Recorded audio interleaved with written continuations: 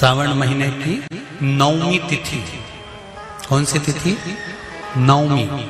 चाहे शुक्ल पक्ष की हो चाहे कृष्ण पक्ष की। 7 दुर्वा। कितनी दुर्वा? 7 दुर्वा अशोक सुंदरी वाली जगह पर चढ़ाकर, शंकर भगवान के ऊपर चढ़ाकर, गणेश जी के चरणारविंद को लगाकर उसको लेकर आना है। हाटकेश्वर महादेव का स्मरण कर। कौन से महादेव? हाटकेश्वर महादेव। उसको लेकर आइए। उदर में, पेट में रोग हो, बीमारी हो, बहुत ज्यादा तकलीफ हो रही हो, शरीर के अंतर्गत एसिडिटी रहती हो या पेट के अंतर्गत कोई ना कोई बीमारी बनी ही रहती हो, उसको भादों के महीने में, कौन से महीने में? भादों के महीने में किसी भी दिन सुबह के समय जब आप वो दुर्वा लेकर आए, 5 दिन, 6 दिन, 7 दिन में एक एक कर कर खाली पेट उसको चबा चबा कर खा लो और पानी पी लीजिए। करना पड़ेगा श्रावण महीने में, खाना पड़ेगी भादों में। चतुर्मास में चारों महीनों का बड़ा बड़ा महत्व है। कभी आपको एक स्मरण रहा हो कि जिस नारी के, स्त्री के रजोधर्म से जुड़ी हुई या पुरुष वर्ग में भी कहीं ना कहीं किसी ना किसी रूप में इस उदर से लेकर एड़ी तक के बीच में जो भी तकलीफें होती हैं उससे जुड़ी हुए के लिए भी सावन के महीने में एक प्रयोग आता है। उसको कर लेने से संपूर्ण जीवन समय में ये नाभि कोश से लेकर एड़ी तक के बीच में कभी तकलीफ हो ही नहीं सकती। और वो जल शंकर भगवान को शूलपाणेश्वर महादेव के नाम से चढ़ाया जाता है। कौन से महादेव के नाम से? शूलपाणेश्वर महादेव। शूलपाणेश्वर, उसका भी स्थान है कि वो जल कहां चढ़ता है। तो पहले तो नवमी तिथि का दुर्वा प्रयोग भगवान शंकर को समर्पित करते हुए, अशोक सुंदरी वाली जगह पर समर्पित करते हुए श्री गणेश जी महाराज को कहकर,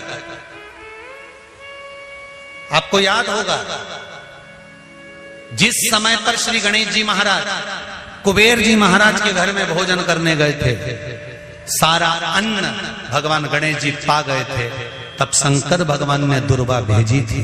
ये दुर्वा जब गणेश जी को भेजी गई थी तो वो औषधि के लिए भेजी गई थी कि गणेश जी ने ज्यादा पा लिया है तो शरीर में रोग ना हो जाए, पेट में कोई रोग ना हो जाए। तब शिव जी ने भेजी थी अशोक सुंदरी के माध्यम से।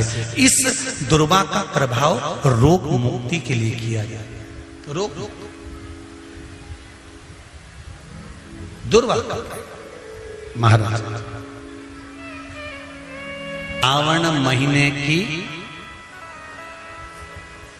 महीने की नवमी तिथि। कौन सी तिथि? नवमी। चाहे शुक्ल पक्ष की हो चाहे कृष्ण पक्ष की। एक चावल का दाना, एक पुष्प, एक लोटा जल जीवन की सार्थकता है। एक दिन शाम का समय, प्रदोष का दिन, प्रदोष का दिन, प्रदोष काल, शाम का समय, भगवान देव अधिदेव महादेव मां जगतजननी पार्वती जी के साथ में भ्रमण पर निकले। देखिए, अगर प्रदोष का व्रत नहीं कर सकते, प्रदोष के दिन आप व्रत नहीं कर सकते, मान लो आपसे भूखा नहीं रहा जाए, प्रदोष का व्रत नहीं कर सकते, प्रदोष के दिन आप भूखे नहीं रह सकते, मंदिर भी नहीं जा सकते, दिया भी नहीं लगा सकते, तो शिव महापुराण की कथा कहती है कि प्रदोष के दिन, प्रदोष काल में अपने ही दरवाजे के पास में देवाधिदेव महादेव का स्मरण कर लक्ष्मी की वृद्धि के लिए, कार्य सिद्धि के लिए, संपदा को प्राप्त करने के लिए आप अपने ही दरवाजे के पास में एक दीप लगा सकते हो। कौन से दिन? प्रदोष के। एक बात और अच्छे से समझ लीजिए, जो बच्चे चिड़चिड़े होते हैं, चाहे घर में बेटे हों, बहुएं हों, सास हो, ससुर हो, परिवार में छोटे छोटे बच्चे हों, चिड़चिड़ प्रवृत्ति करते हों या चिड़चिड़ा स्वभाव हो, जरा जरा सी बात में क्रोध आ जाता हो, बोलने का भान नहीं रह पाता हो, शब्दों के बाण चलते हों, तो महाराज प्रदोष के दिन, प्रदोष काल में बेलपत्री के पेड़ के नीचे एक जो पत्ता आपके पास में हो, पान का मिल जाए तो पान का, पीपल का मिल जाए तो पीपल का, बेलपत्र का मिल जाए तो बेलपत्र का, उस पत्ते पर मात्र थोड़ा सा शहद और 7 दाने चावल के रखकर घी का दिया लगा दो महाराज, और थोड़ा सा जल हाथ की अंजलि में लेकर भगवान देवाधिदेव महादेव का स्मरण कर कर कि इस बेलपत्री के वृक्ष के नीचे माता लक्ष्मी, पार्वती, सरस्वती विराजमान है। इसी बेलपत्री के पेड़ के नीचे मेरे देवाधिदेव महादेव का 12 ज्योतिर्लिंग का स्वरूप प्रकट है। उनका स्मरण कर कर जल चढ़ा दीजिए और उसका स्मरण कर लो जो चिड़चिड़ प्रवृत्ति करता हो, क्रोध करता हो, जिसको बोलने का भान नहीं होता हो, सम्मान नहीं देता हो, अपशब्द कहते हो, उनका स्मरण कर कर आप छोड़ेंगे। एकदम एक प्रदोष करेंगे, दूसरे प्रदोष तक तो आपको कोई दिक्कत ही नहीं। 2-3 प्रदोष कर कर देखिए, बाबा कृपा करें। बच्चों को पढ़ने का कह रहे हो, पढ़ने बैठो, पढ़ने बैठो, पढ़ने बैठो, पढ़ने बैठो, तो एक आध प्रयास बच्चों के लिए भी कर लिया करो कि भाई ठीक है, बच्चे लोग विद्या में प्रबल होंगे।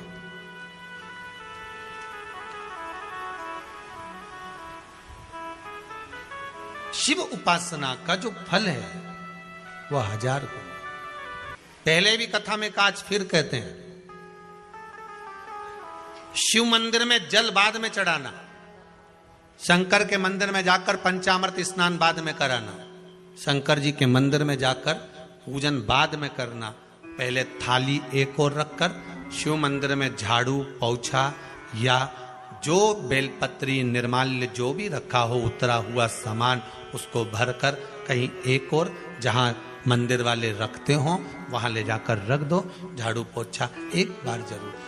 पूजन करने से पहले सबसे पहले सफाई का ध्यान रखो और एक विश्वास रखना, आप मंदिर की सफाई नहीं कर रहे हो, फिर निवेदन करूंगा आपको, आप मंदिर की झाड़ू नहीं लगा रहे हो, आप मंदिर की सफाई नहीं कर रहे हो, आप मंदिर में पोछा नहीं लगा रहे हो।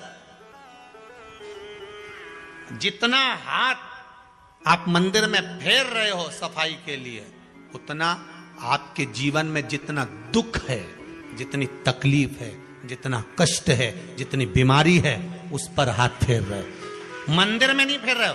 नहीं तो सारी दुनिया में जितने मंदिर हैं, सारे मंदिरों में ट्रस्टियों ने कुछ ना कुछ लगा के रखा है। स्वीपर आता है, साफ करके जाता है, ये आएगा सफाई कर कर जाएगा, पंडित जी होंगे तो बुआरी लगा देंगे, पंडित जी होंगे सफाई कर देंगे। उन्होंने तो पंडित जी को बोल के रखा है कि साफ कर दो, पंडित जी करते भी हैं, पर पहला फर्ज आपका है कि आप मंदिर में आए हो तो पहले आप सफाई करो। क्यों? क्योंकि हम उसका द्वार साफ रखें। आज के समय में तो एक नियम हो गया साहब कि मंदिर में जाते हो तो मंदिर के दरवाजे पर चप्पल उतार के जाते हो, नहीं तो शास्त्र रीति तो ये कहती है कि मंदिर में भगवान सामने बैठा है तो उसके सामने चप्पल भी नहीं उतरना चाहिए। तो कई लोग कहते हैं मंदिर के अंदर थोड़ी ना उतार, हम तो जीने से भी बाहर, एकदम गेट के बाहर वहां उतार, पर सामने तो है ना, सम्मुख में तो है।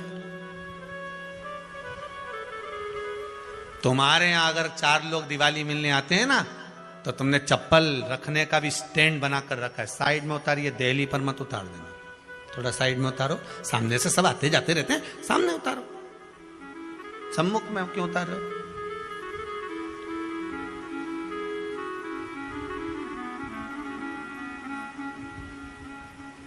थोड़ा द्वार पे से दूर उतारिए।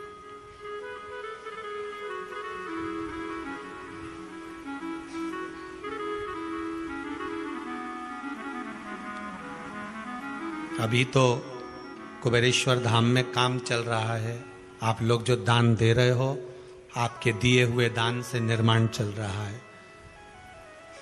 अभी तो आप पहनकर जूता चप्पल भी अंदर आ जाते हो।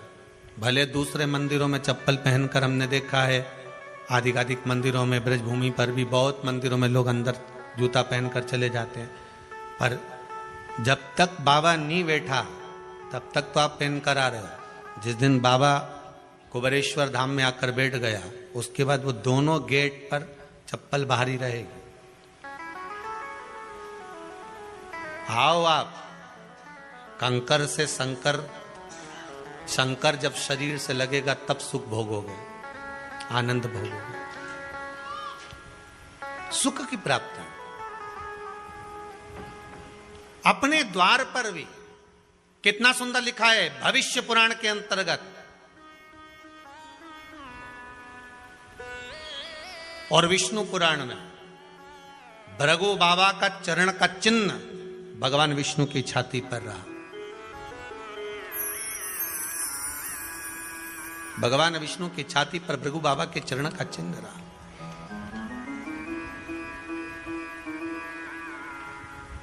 चरण का चिन्ह। अब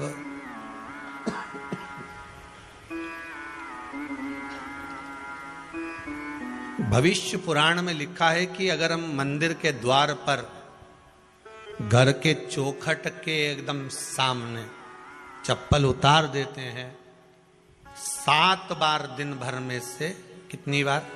7 बार विष्णु पुराण कहती है ऐसा कोई दिन नहीं होता जिस दिन दरवाजे पर 7 बार लक्ष्मी आकर खड़ी नहीं होती हो। कल एक कथा कही थी आपको कि प्रत्येक मनुष्य के भाग्य में सुख लिखा है, केवल मंथन करना। भविष्य पुराण कहती है 7 बार लक्ष्मी प्रत्येक मनुष्य के दरवाजे पर जाकर खड़ी होती है, पर द्वार पर चप्पल पड़ी होने के कारणवश वो लौट कर चली जाती है। बहुत ध्यान दीजिएगा महाराज, थोड़ा सा आपको बुरा लगेगा और लग जाए, और शिव पुराण है, जीवन संवार देगी तो अच्छी बात है, जीवन संवार दे तो अच्छी बात है। मंदिर के द्वार पर हम जब चप्पल छोड़ते हैं, जिस मंदिर की चौखट पर चप्पल छोड़ी है, आप जितनी देर आराधना में लगे रहते हैं उतनी देर तक आपकी चप्पल पर जितने लोग लांग कर जाते हैं, जितने लोग लांग कर प्रवेश करते हैं, उसका भी दुख आपके भाग्य में आता चले जाता है। ध्यान दीजिएगा जरा।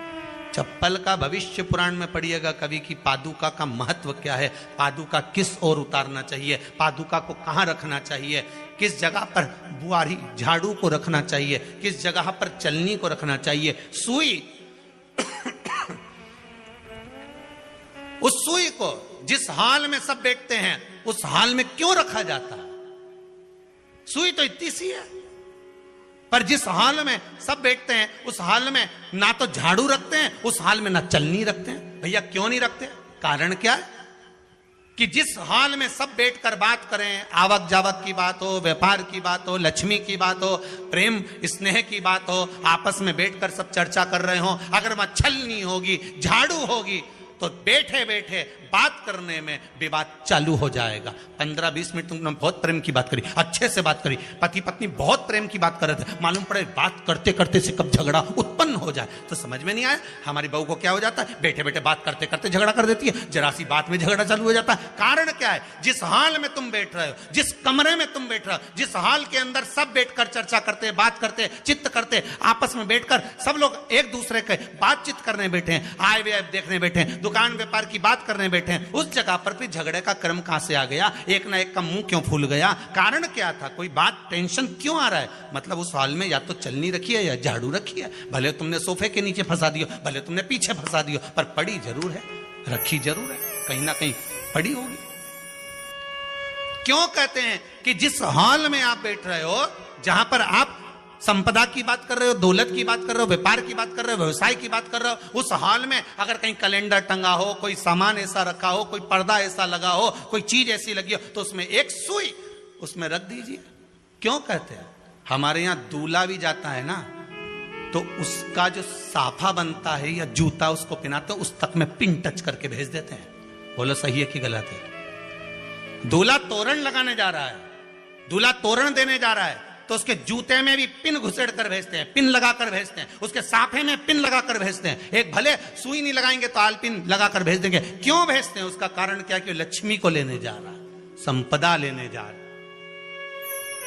और जिसको वो ब्याह करने जा रहा है उसका संबंध सुई और धागे के संबंध जैसा हमेशा सिला हुआ होना चाहिए, उधेड़ा ना जाए, कैंची जैसा कटा हुआ नहीं होना चाहिए।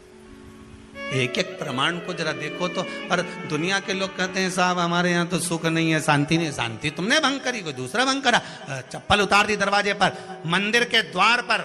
हम तो यहाँ तक कहेंगे पशुपति व्रत करने जा रहे हो, पशुपति व्रत को धारण करने जा रहे हो, एक सोमवार मत पहनो चप्पल। जब मंदिर जा रहे हो तब दिन भर पहनो, मंदिर जाओ मत पहनो। कोई जरूरी है कि मंदिर पहनने चप्पल पहनना जरूरी है? मत पहनो। मंदिर के द्वार पर जहां भगवान विराजे हैं उसके द्वार पर अगर आपने चप्पल उतारी है आप तो अंदर चले गए। पर जितने लोग लांग रहे हैं उसका मालूम, उसका स्मरण कितना कितना गया। छाता, चप्पल, आसन, मांग का टीका, इसका भी वर्णन पहले कर चुके हैं कथाओं में, आप लोगों ने सुना होगा।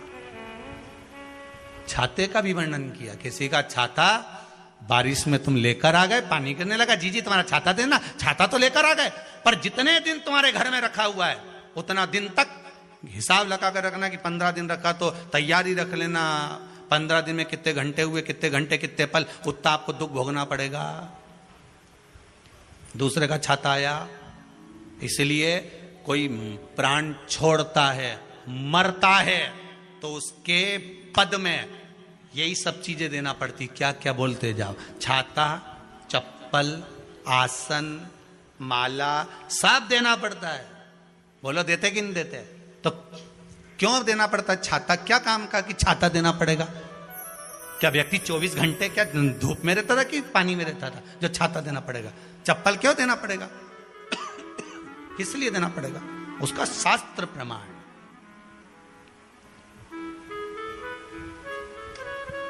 जरा सा राजा परीक्षित ने जरासंध के मुकुट को सिर पे पहन लिया था और बुद्धि बदल गई थी। शमीक बाबा के गले में मरा हुआ सर्प डाल दिया था। सही है कि गलत है? केवल मांग का टीका अर्थात सिर पर मुकुट बदला और काम हो गया। बहुत ध्यान देना पड़ता है महाराज, बहुत ध्यान देना पड़ता है।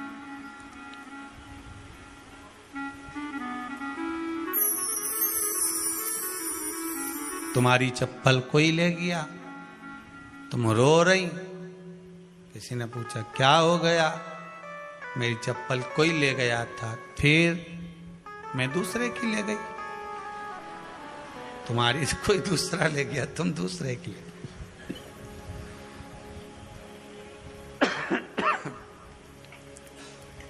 नहीं भाई,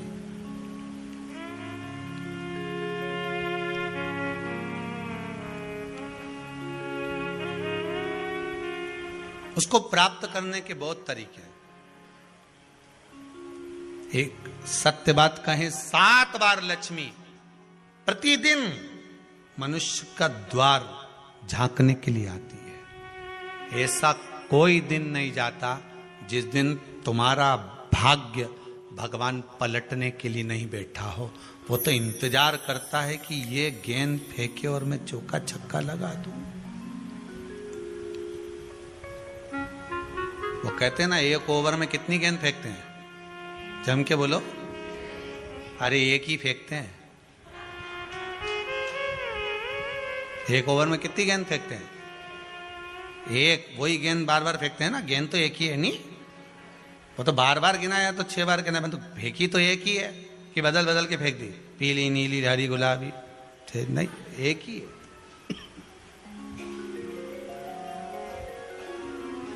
बदल बदल कर आया, गेंद एक ही थी, फिर फेंका कि ये तो वाइट निकल, फिर फेंकी, गेंद वही है, गिनती में 6 जा रही है।